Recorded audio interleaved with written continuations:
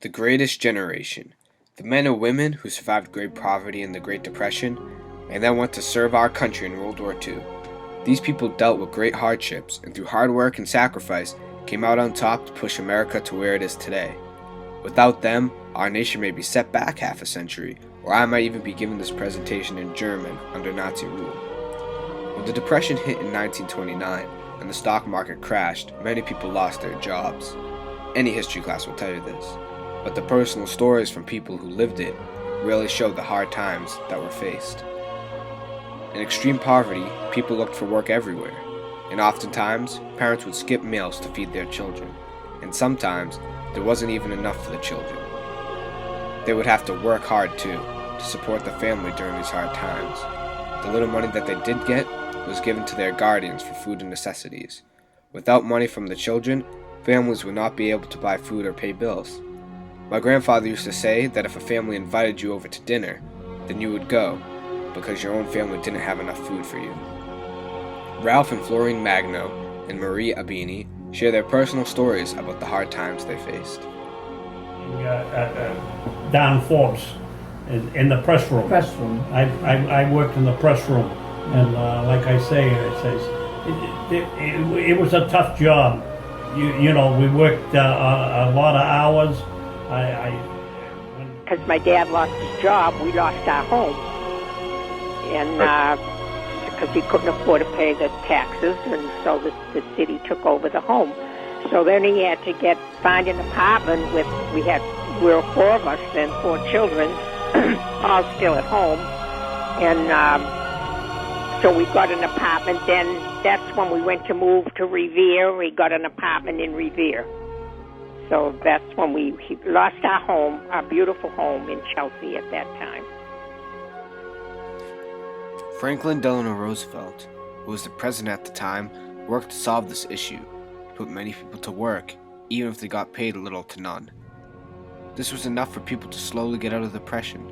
By the late 1930s, people started to get normal jobs again, got a taste of real life before the crash. He created the Works Progress Administration, and this allowed for the building of more infrastructure like highways and bridges in the country and gave people low-paying jobs so they could work. My dad lost his job during the Depression, and then he went to work. At that time, I think Roosevelt was the president, and I think Roosevelt started a program called the WPA, which I don't know what that stood for, honey, but that brought people that had lost their jobs, they gave them a little job with very minimum wages, and that's where my dad went to work then. People were getting decent jobs, and for the first time in a long while, the economy was getting back on track. Then, all of a sudden, on December 7th, 1941, Japanese aircraft attacked Pearl Harbor, Hawaii, and that day, the United States entered World War II. It seemed as if the country went out of the frying pan and into the fire. Anyone of age was drafted into the army. One by one, boys left their homes, strapped on boots, grabbed a gun, and were shipped overseas. Soon after that, Nazi Germany declared war on the United States, and we went to war on two fronts.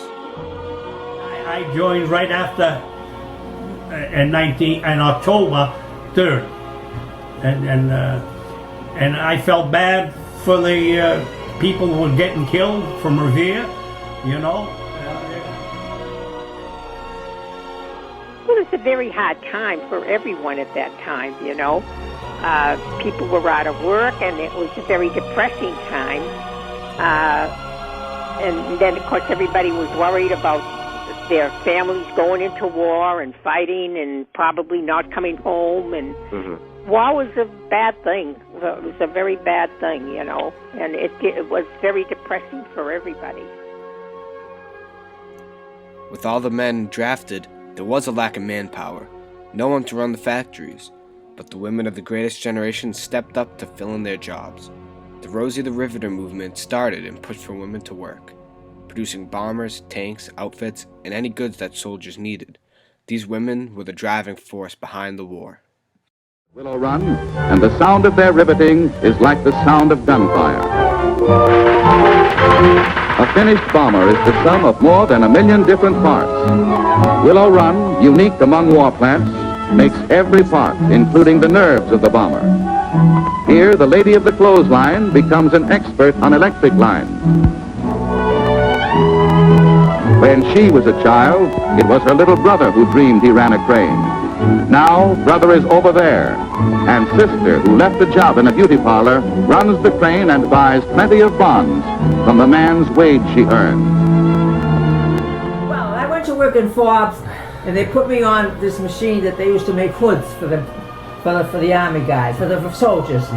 And then, when all the boys went in the service, like he went in the service, and all the boys who were on the presses downstairs, they had nobody to work on the presses.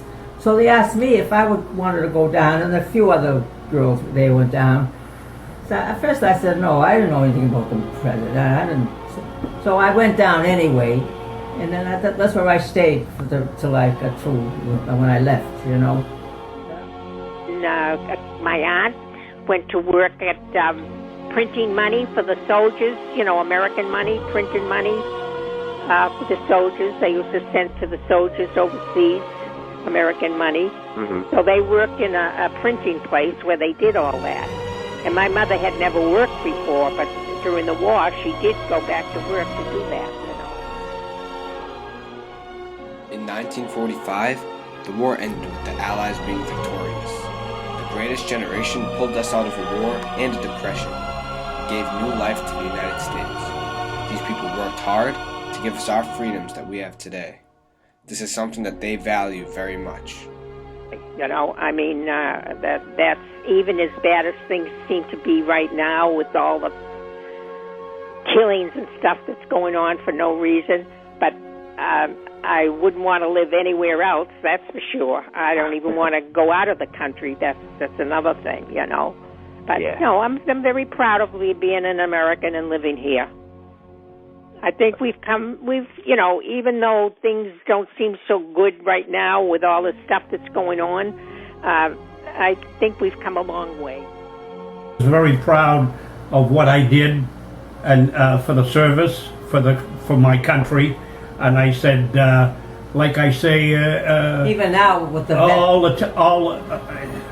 even now you take care of the veterans of war. He gets all kinds of letters from veterans of war, and he sends money. I support all the hospitals. the charities for the VFW. That's what he does. This country. and the American Legion and all that.